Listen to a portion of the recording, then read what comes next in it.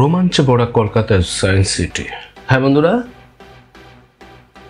আপনাদের কলকাতার science city সম্পর্কে আর একটু বিস্তারিত জানার জন্য চলে এসেছি। ভৌতিক অন্ধকার, গা ছমছম করছে, এর মধ্যে হঠাৎ আলোর ঝলকানি। আমার ছোট মেয়ে তো কোনোভাবেই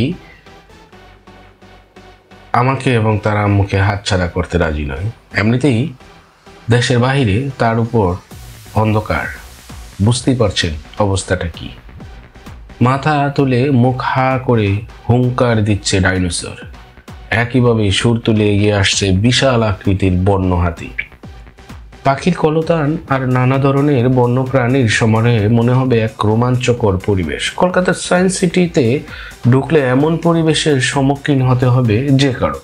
এটি মূলত একটি বিজ্ঞান সংগ্রহশালা এবং বিজ্ঞান কেন্দ্রিক বিনোদন উদ্যান। কলকাতাবাসীর কাছে বিজ্ঞানকে জনপ্রিয় করে তোলার উদ্দেশ্যে এটি তৈরি করা হয়েছে। পূর্ব কলকাতার ইস্টার্ন মেট্রোপলিটন বাইপাস ও জেবিএস হেলডেন অ্যাভিনিউর সংযোগস্থলে 50 একর জমির উপর সায়েন্স সিটি অবস্থিত, যা 1997 সালের 1 জুলাই উদ্বোধন করা হয়।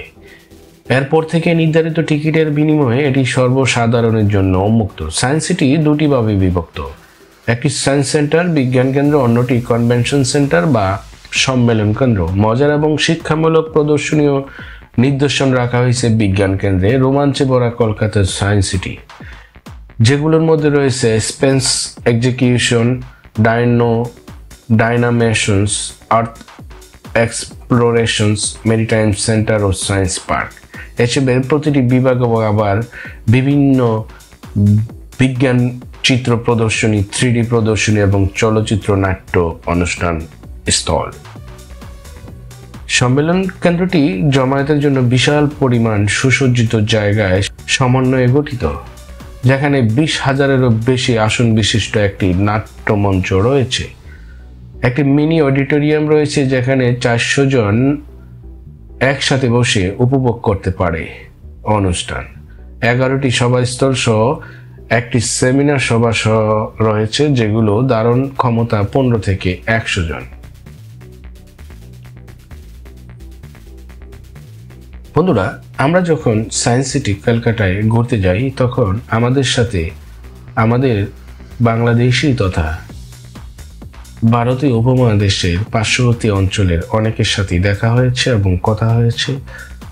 সকলের অনুভূতি যদি আমরা ব্যাখ্যা করি, তাহলে বলতে হবে এক কথায় সবাই বলেছে খুবই চমৎকার। এবং এরকম একটি সিটি যদি বাংলাদেশেও বাংলাদেশ সরকারি ব্যবস্থাপনা হয়, তাহলে খুবই ভালো হয়।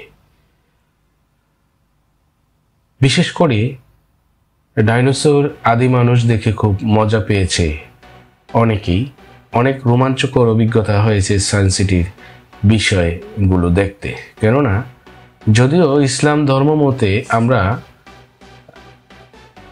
মানুষের সৃষ্টিকে কোরআন ও হাদিসের আলোকে যেভাবে ব্যাখ্যা করি, তার ব্যাখ্যাটি সেখানে তুলে ধরা হয়নি। তারপরেও এই মানুষের সৃষ্টির এই কাল্পনিক চিন্তা চেতনার যে বই প্রকাশ সায়েন্স সিটি কলকাতা করেছে, সেটা যে কারো ভিতরে একটি রোমাঞ্চের জন্ম হতে পারে।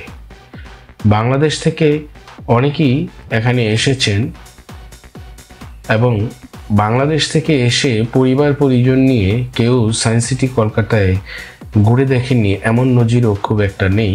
তবে বাংলাদেশের প্রায় 70% লোক কলকাতা বা ভারতবর্ষে আসে শুধুমাত্র মেডিকেল বিষয়।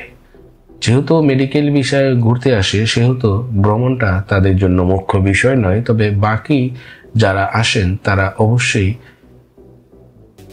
কলকাতার বিভিন্ন দর্শনীয় স্থান কিংবা ভারতের বিভিন্ন দর্শনীয় স্থান ঘুরে দেখে। এটা না দেখে গেলে মনে হতো কলকাতা সফর অসমাপ্ত। যেহেতু আমি আমার ছোট 2টি বাচ্চাকে নিয়ে এসেছিলাম, সেহেতু আমি আমাদের বাচ্চাদের কথা চিন্তা করে সায়েন্স সিটি কলকাতায় এসেছি। টিকিট কাউন্টারে কথা বলে যতটুকু বুঝতে পেরেছি,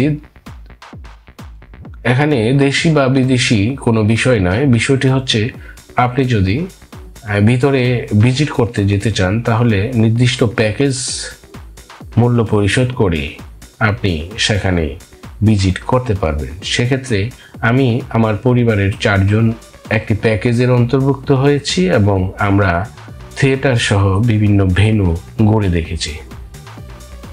সায়েন্স সিটি তথ্য সেবা কেন্দ্রের দায়িত্বরত কর্মকর্তাদের সাথে কথা বলে আমরা যেটা দেখেছি সেটা হচ্ছে সায়েন্স সিটিতে টিকিটের মূল্য ব্যক্তি বিশেষের জন্য ভিন্ন ভিন্ন হয়। ছোট ছোট বাচ্চাদের ক্ষেত্রে এটা কনসিডারেশন হয় এবং কেউ যদি 20 জন বা তারও বেশি সংখ্যক ক্যান্ডিডেট নিয়ে সায়েন্স সিটি ক্যালকাটায় যায় কিংবা কোনো সমিতি, স্কুল, কলেজ, ইউনিভার্সিটি, তাহলে সেখানে ভিন্ন ক্যাটাগরিতে বিভিন্ন ধরনের সুযোগ সুবিধা টিকিটের ক্ষেত্রে থাকে।